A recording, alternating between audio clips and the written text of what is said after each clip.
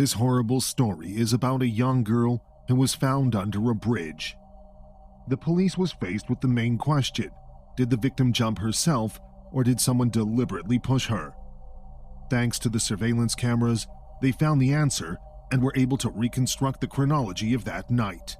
In this video, we will tell you what happened to Rachel Siani.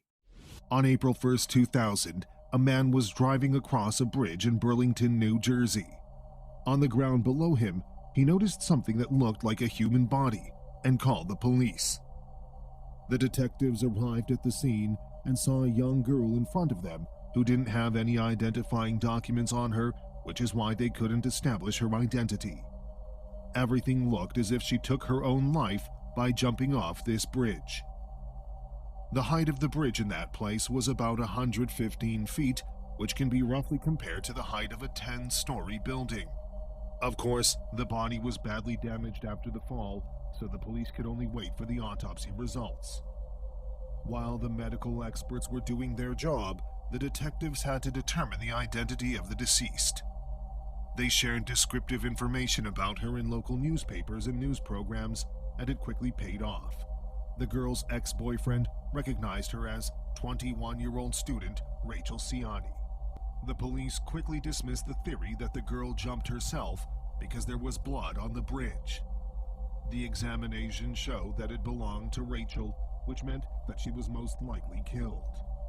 The preliminary theory of the investigators was that someone stabbed the girl and then knocked her over the railing of the bridge. It was difficult to establish the exact cause of death. The problem is that people get lots of injuries after falling from a great height, and it could be impossible to see anything beyond those injuries. The police started to search for suspects and immediately concentrated their efforts on the club where the girl worked. There, they found their first clue. The management of the establishment told them about a former employee who was fired for harassing Rachel. The detectives examined him, looking for signs of involvement in the case, and concluded that he was innocent. After that, they had a new suspect, a regular customer of the club named Jack Denofa. The 35-year-old man had his own business that made good money. He and his wife lived in a large, presentable house and had a good reputation among the neighbors. The wife knew that Jack regularly visited the club with dancers, but she didn't try to interfere in any way. Moreover, several times, she personally drove him home from there when he couldn't drive the car on his own. Otherwise, Jack stayed at a hotel near the club for the night. In 1999, he was arrested for drunk driving, and a repeated violation could lead to the loss of his driver's license. Rachel was his favorite dancer. He left her the most generous tips and often paid hundreds of dollars just to talk to her. To establish Denofa's involvement in the case, the police reconstructed the chronology of the events of the last day of Rachel's life. On March 31st, she finished with her shift at the club, changed into her jeans and sweater, and then headed to a bar. Jack went with her, but in a different car. They were also joined by Rachel's friend Rebecca. As the girls were sitting in the car, she took a photo of Rachel, and it was this photo that would later help the police in confirming the identity of the deceased. That night, Denofa got drunk and started knocking on the doors of the Diva Club when it was already closed. A passing policeman noticed it, but the security guard and the manager of the establishment convinced him that Jack was a regular customer and didn't pose any danger. After that, Rachel decided to walk heavily drunk Denofa to his hotel, and this was the last time she was seen alive. The police started looking for evidence from this room in the hotel, and they immediately found something interesting. They found blood in the shower, but there wasn't enough of it to conduct a DNA test. Then they studied the recordings from a few surveillance cameras, and they were very lucky. On one of the highways leading to the bridge, they noticed Denofa's pickup truck, and there was something that looked like a human body lying in the open truck bed. In 2000, the quality of the surveillance cameras left much to be desired, but this was enough for the police. Denofa officially became the main suspect in this case. And very soon, the detectives managed to find a witness who also saw this pickup truck that night. A tractor driver was driving past Jack's car on the same lane. His seat was high enough to clearly see the body in the back of the pickup truck. The witness managed to see that the man was wearing dark trousers and white socks. He didn't notice the driver's face, but he did manage to make out something. The man's hair was down and slicked back as if he had just come out of the shower. You probably already have a logical question. Why didn't the witness report what was happening to the police? As he admitted during the interrogation, he didn't really see anything criminal in what he witnessed. He thought that the person in the back was just drunk and was being taken home from some party. All of this happened at about 3 a.m. The police continued to examine the camera footage and saw Denofa's car come back 25 minutes later, no body in the back anymore. With such a set of evidence, they interrogated the man, but he denied any involvement. Meanwhile, forensic scientists examined his pickup truck and found traces of blood there. The DNA analysis showed that the blood belonged to Rachel. Jack continued to deny everything. After being presented with the results of the DNA examination, the man said that he wasn't the one driving the car, that it was someone else. According to him, the Diva Club employees took away his keys several times when he was too drunk to drive. So, they had the chance to make a duplicate to set him up. Of course, the police couldn't actually believe this story and arrested Denofa, charging him with murder. The prosecution worked everything out to the smallest details. According to the forensic pathologist report, Rachel was being strangled shortly before her death. According to the investigation, that night the girl accompanied Denofa to his room where she planned to talk to him as usual and get good money.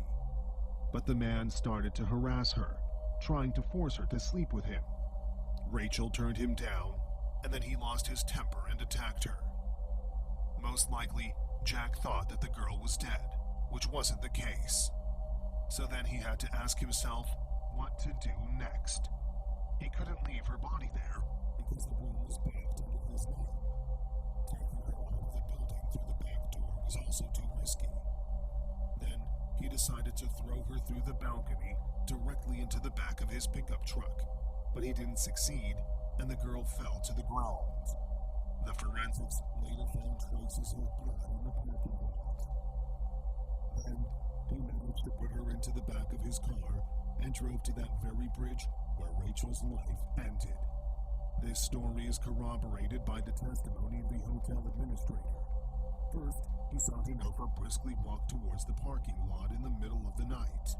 Later, he returned and after some time came to hand over the keys to the room. He didn't say a word, and he smelled like soap. The judge set the bail for Jack at $1 million, but later cut that amount in half. More than 20 of his friends came to the hearing, which should have resulted in a decision to release the accused on bail. All of them spoke positively about Denofa, and some even helped him to collect the amount of money necessary for the bail. The trial lasted a month. All this time, Jack never spoke in person, entrusting all the work to his lawyers. And they did their best to justify him. Realizing that there was too much evidence against their client, they tried to discredit the victim. She was believed to have affairs with many men, was allegedly acquainted with a dangerous gang of bikers, and had an addiction to illegal substances.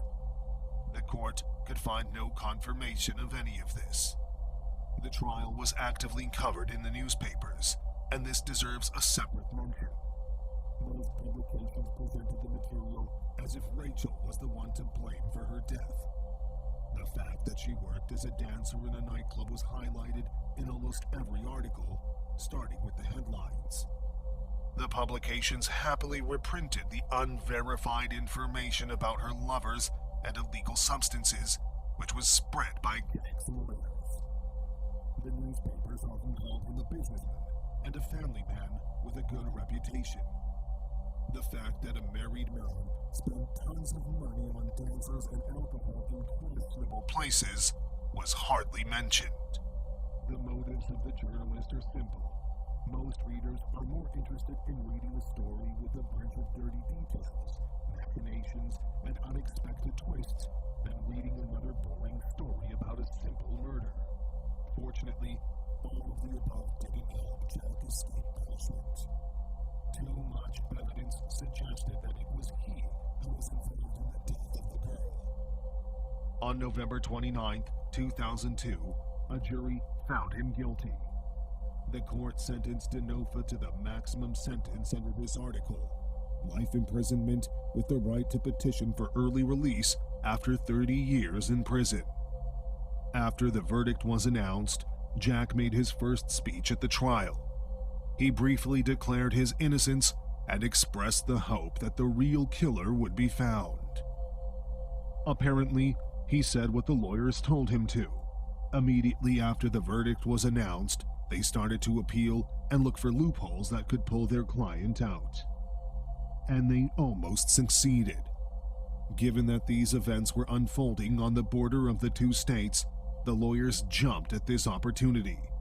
A jury only had a right to convict the suspect if the victim died in their state. Jack's hotel was in Pennsylvania, and the bridge was in New Jersey. According to the conclusion of one of the forensic experts, Rachel died from falling from the bridge, which meant that Denofa could only be tried in Pennsylvania. However, this only gave Jack the right to request bail, which was already $1 million. But there was one nuance. His father, who helped pay for the lawyers, had already spent all the money on them, and he simply couldn't find $1 million more. Moreover, he also didn't have the funds to keep those top-tier lawyers, so Jack had to use the services of a free lawyer. Later, the court rejected Denofa's claims related to legal subtleties about the right to impose a sentence. For this reason, he remained in the New Jersey prison with the same sentence where he remains to this day. He will be able to file his first petition for early release only in 2032.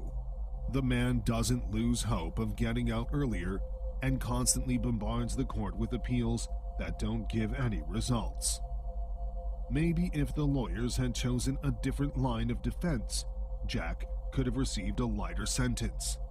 But they were either confident they would win, or Denofa rejected any suggestions to testify and admit his guilt.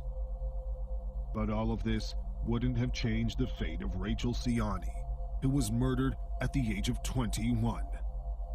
In such a case, there will always be discussions about how her life would have turned out if she had chosen a different profession. However, the fact remains that nothing can justify premeditated murder. Share your opinion about this story in the comments, and don't forget to support the video with your likes if you enjoyed it. Thank you for watching.